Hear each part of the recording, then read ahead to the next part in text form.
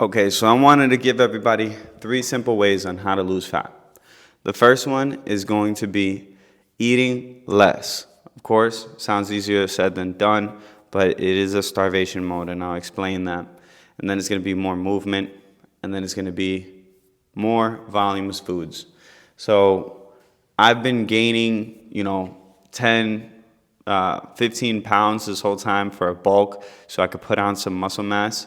And I'll have some processed foods in there that, yeah, it might crank up my body fat here and there, but I certainly don't eat enough of regular whole base foods to really crank up my weight. So I use things like tortillas and bagels to go ahead and put on some more weight. Now, is that the best approach? Maybe, maybe not. But it's been working for me as far as strength, performance, and things like that. Now, going into it, now it's preparing me to start cutting a lot of body fat off. So I'll start getting lean very drastically.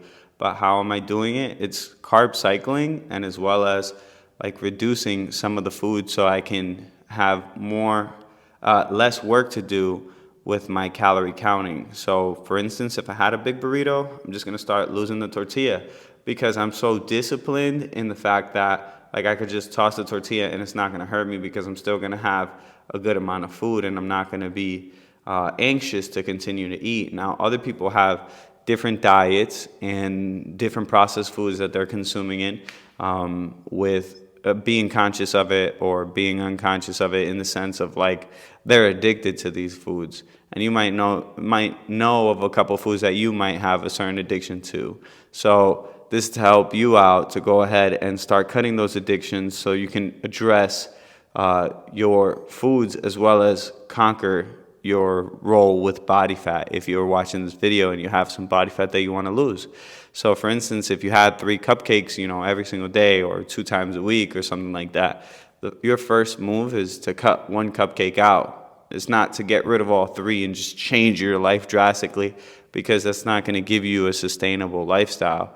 So a lot of people ask me, is it sustainable to be lean? And it is because you make those first initial sacrifices not as hard as people usually do, but you make those initial sacrifices, and then when you're lean, you can indulge more frequently without, blowing up all this body fat because you can't control eating a whole sleeve of Oreos, for instance.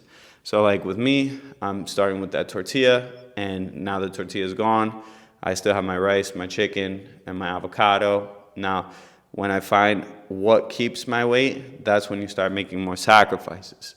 So if you consume 1,500 calories every single day and the scale is stuck, now you would be decreasing 100 to 200 calories to then go on and reduce them from some sort of carbs that are not going to hinder your performance within the gym so that you can start to lose body fat and keep your strength on.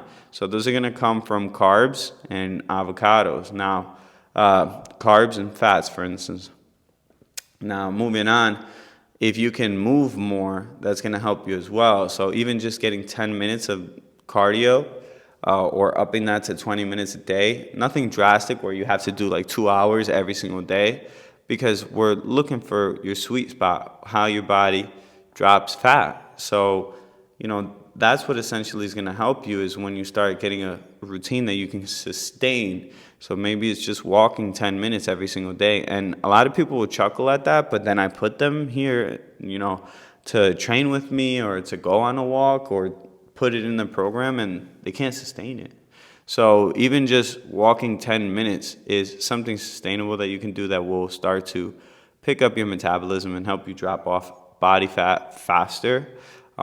Just to make it in easy terms to understand.